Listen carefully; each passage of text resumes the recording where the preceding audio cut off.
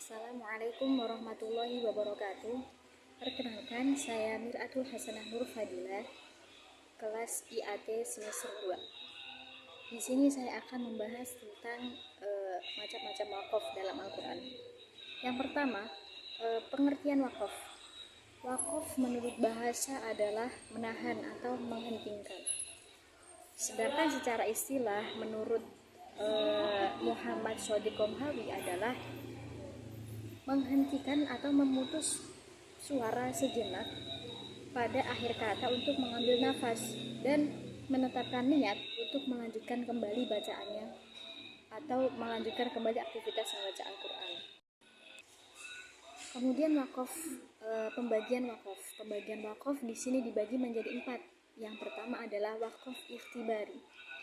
Wakaf ikhtibari ini adalah berhenti pada kata yang bukan sempurna, bukan pada kalimat yang sempurna. Biasanya hal ini dilakukan oleh para penguji muridnya untuk menguji bacaan baik dan benarnya oleh murid. Dan wakaf ini itu hukumnya boleh. Contohnya pada lafaz alladzina yu'minuna bil ghaibi wa yuqimuna sholata wa mimma razaqnahum yunfiqun. Di sini penguji berhenti pada lafaz wa yuqimuna.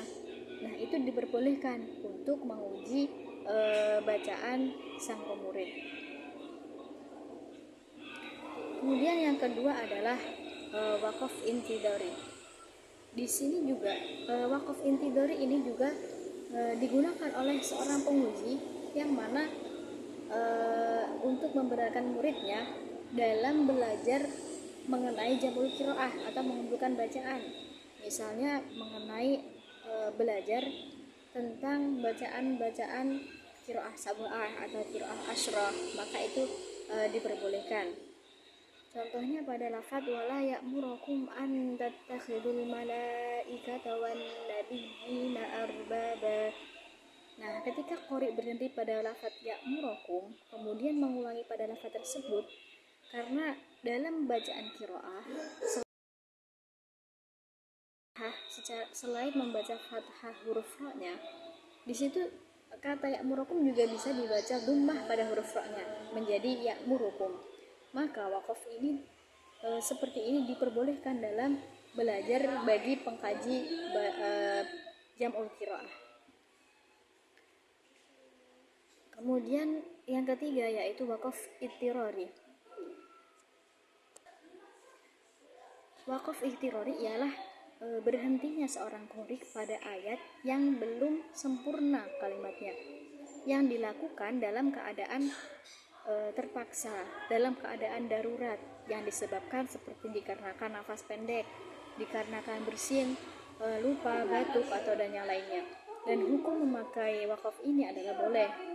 Contohnya misalnya seorang qari membaca lafaz ulaika ala hudam mir rabbihim wa ulaika humul muflihun. Tiba-tiba seorang qari itu berhenti secara tiba-tiba pada lafaz hudan, maka itu tidak boleh karena suatu kedaruratan. Maka seorang qari harus memulai bacaannya lagi pada lafaz ulaika ala hudan dan dilanjutkan sampai akhir. Boleh juga pada lafaz ala hudam mir rabbihim dan dilanjutkan sampai akhir ayat. Yang terakhir adalah wakaf ikhtiyari, adalah wakaf yang disengaja bukan karena ittirari atau ikhtibari, atau berhentinya qori pada suatu lafaz karena keinginannya sendiri, bukan karena terpaksa. Nah, sudah jelas ya, wakaf ikhtiyari itu secara bahasa memang memilih, jadi atas kehendak dia mau berhenti di mana, misalkan baik dan tepat. Kemudian dalam wakaf ikhtiyari sendiri ini dibagi menjadi 4 jenis. Yang pertama adalah wakaf tam. Wakaf tam ialah berhentinya qori pada susunan kalimat yang sempurna. Jadi qori membaca ayat yang mana berhenti pada kalimat yang sempurna susunannya. Dan wakaf pada ayat tersebut itu tidak ada kaitannya dengan lafaz setelahnya. Maka jika berhenti pada lafaz tersebut, bisa memulai kembali pada lafaz setelahnya, tidak perlu mengulangi lagi pada lafaz sebelumnya. Contohnya, wa ulaika humul muflihun innalladzina kafaru. Dalam ayat tersebut qari berhenti pada lafaz ayat kelima, kemudian melanjutkan lagi ayat keenam, dan itu diperbolehkan. Yang kedua adalah waqaf kafi. Nah, waqaf kafi ini adalah berhenti pada kalimat yang sempurna perkataannya, tetapi masih ada kaitan makna dengan kalimat setelahnya, tidak berkaitan secara lafadznya. Contohnya pada lafaz pada ayat amlam tunzirhum la yu'minun khatamallahu ala qulubihim. Nah, pada ayat 6 lafaz la yu'minun memiliki makna tidak akan beriman. Kemudian pada kata sesudahnya yaitu lafaz khatamallahu memiliki arti Allah telah mengunci. Kedua ayat tersebut masih berkaitan maknanya, yaitu penyebab mereka tidak beriman adalah karena hati, pendengaran dan penglihatan mereka itu sudah dikunci oleh Allah. Jadi pada ayat ke-6 itu akhir ayatnya itu berkaitan dengan lafaz setelahnya.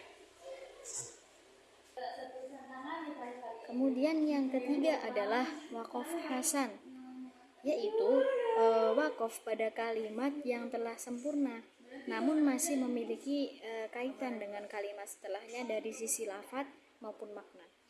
Nah, hukum ketika berhenti dengan waqaf hasan itu dianjurkan untuk memulai pada kalimat sebelumnya. Contohnya, alhamdulillahirabbil alamin ar-rahmanir rahim.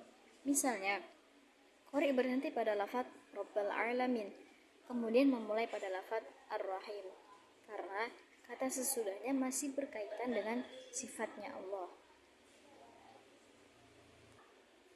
Yang keempat adalah waqaf qabih. Dari segi bahasa qabih itu artinya jelek.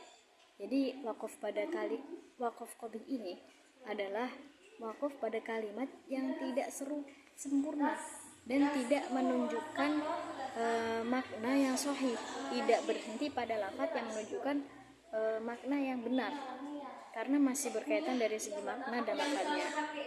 Bahkan berhenti dengan waqaf ini dapat memberikan makna yang kurang, keliru, atau bahkan merusak makna dari ayat tersebut. Hukum dari waqaf qabih ini adalah tidak boleh kecuali jika keadaan terpaksa seperti kehabisan nafas atau sesak nafas yang lainnya. Contohnya yaitu alhamdulillahirabbil alamin. Nah, misalnya qari berhenti pada lafaz alhamdu dari kata alhamdulillahi. Nah, kedua kata tersebut merupakan susunan mubtada khobar, yang mana mubtada khobar itu harus selalu berdampingan. Maka dari itu, qari tidak boleh berhenti dengan sengaja pada ayat ini, karena ditakutkan nanti akan merusak makna yang dikehendaki dari ayat tersebut. Saya kurang lebihnya mohon maaf. Wassalamualaikum warahmatullahi wabarakatuh.